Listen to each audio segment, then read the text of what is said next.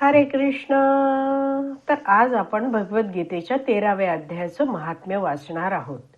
व्यासदेवानी पद्मपुराणात उत्तरखंडामध्ये याचं सगळं वर्णन करून ठेवलेलं आहे. पार्वती देवीला भगवद्गीतेचं महात्म्य ऐकण्याची एकदा इच्छा झाली, तेव्हा तिने आपली इच्छा महादेवांकडे प्रकट केली. तेव्हा महादेव म्हटले की लक्ष्मी देवींची सुद्धा अशीच इच्छा होती आणि म्हणून भगवान श्री विष्णूंनी तिला भगवद्गीतेचं सगळं महात्म्य सांगितलं. तोच संवाद मी तुला सांगतो, ऐक. अशा प्रकारे हे संवाद आपण दरवेळी वाचत आहोत. आज आपण भगवद्गीतेच्या 13व्या अध्यायाचं हे जे महात्म्य आहे ते वाचणार आहोत.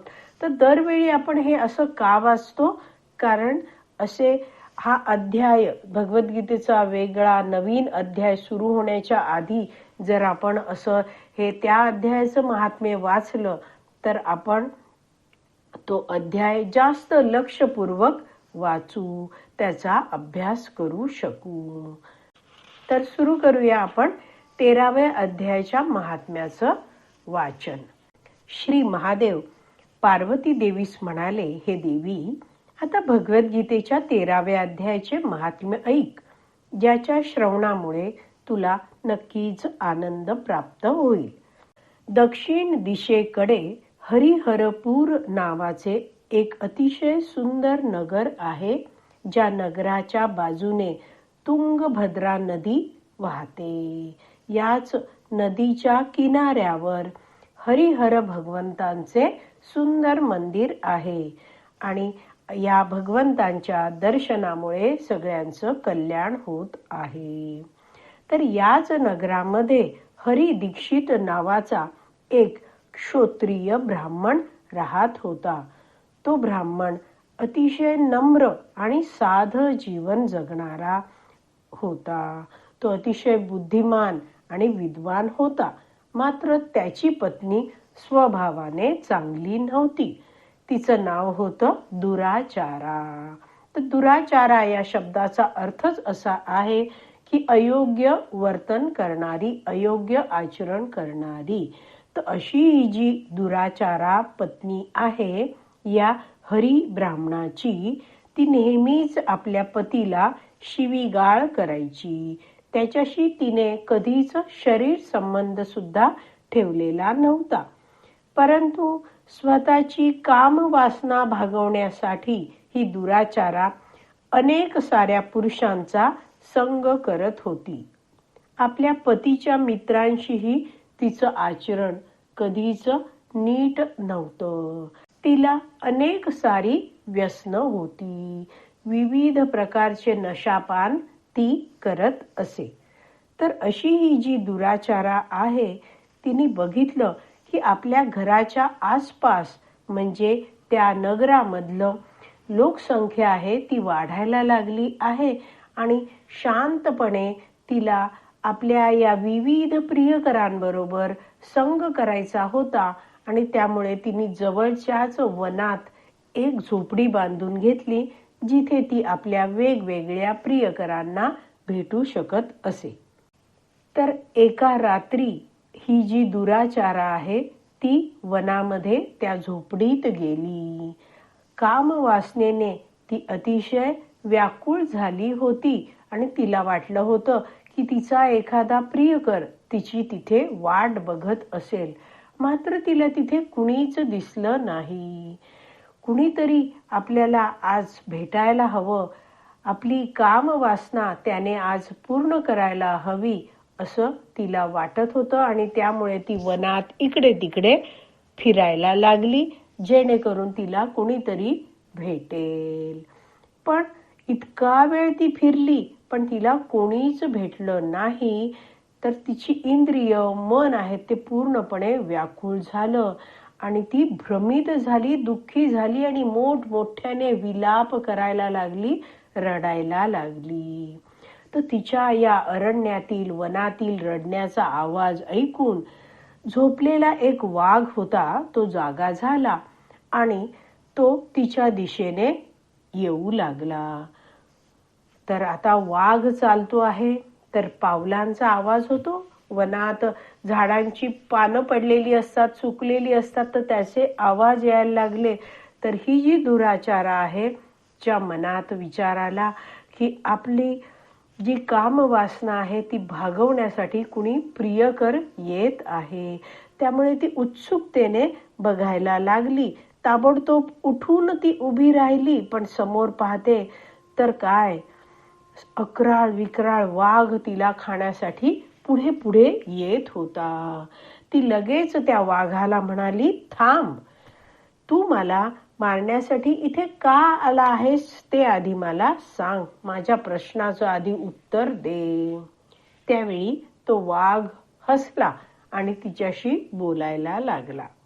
तर आता वाघ बोलतो आहे आणि दुराचारा सगळं ऐकते आहे.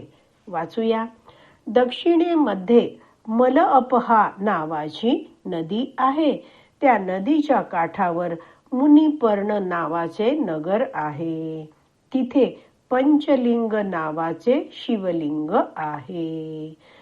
त्याच नगरामध्ये एका उच्चकुलीन ब्राह्मणाच्या कुटुंबामध्ये मी जन्म घेतला होता. तर वाघ आहे तो आपल्या पूर्व आयुष्याबद्दल म्हणजे पूर्व जन्माबद्दल माहिती देत होता. तर असा हा उच्चकुलीन ब्राह्मणाच्या घरी जन्म घेतलेला जो मी होतो, तो मी धनासाठी अतिशय लोभी होतो. माझी इंद्रिय माझ्या अधीन नव्हती, मीच माझ्या इंद्रियांचा गुलाम होतो. आणि मी विविध लोक त्या नगरीमध्ये यज्ञ करायला यायची, तर त्यांचे यज्ञ मी करायचो आणि आवश्यकतेपेक्षा जास्त दान त्यांच्याकडून उकळायचो, मागायचो. आणि सगळं जे मिळालेलं दान आहे, जे धन आहे, ते मी माझ्या इंद्रिय तृप्तीमध्ये वापरायचो. आणि जे नीतिनियमाने वागणारे, जे विधिविधानांचं पालन करणारे ब्राह्मण आहेत, त्यांची मी नेहमीच निंदा करायचो. आणि अयोग्य लोक जी आहेत, भोगी लोक आहेत, जे इंद्रिय तृप्तीसाठीच भोजन बनवतात आणि खातात, त्यांच्या घरी मी भोजन करायचो. अशा रीतीने मी माझं जीवन कंठत होतो. मी माझ्या जीवनात कधीच कुणाला दान पण दिलं नाही, पण पूर्ण आयुष्य स्वतःच्या स्वार्थासाठीच मी घालवलं. हळूहळू मी वृद्ध होऊ लागलो. माझे केस पिकले, माझे दात हलायला लागले, माझी दृष्टी कमकुवत झाली. मात्र माझ्या मनातला जो भोगी वृत्ती, जी लोभ आहे, तो काही संपला नाही. एक दिवशी मी खूप भुकेला झालो आणि भीक मागण्यासाठी मी माझ्या नकळतच ब्राह्मणांच्या दरवाजाजवळ गेलो. हे कसे ब्राह्मण होते? फसवे आणि क्रूर ब्राह्मण होते.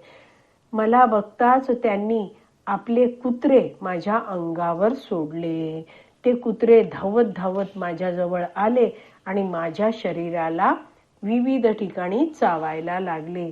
मी खाली पडलो आणि त्या कुत्र्यांच्या आक्रमणाने घायाळ होऊन थोड्या वेळाने माझा मृत्यू झाला. आणि त्यानंतर आता तुझ्या समोर हे जे माझं वाघाचं शरीर आहे, ते मला प्राप्त झालं. आणि मी या आता जंगलात राहतो आहे.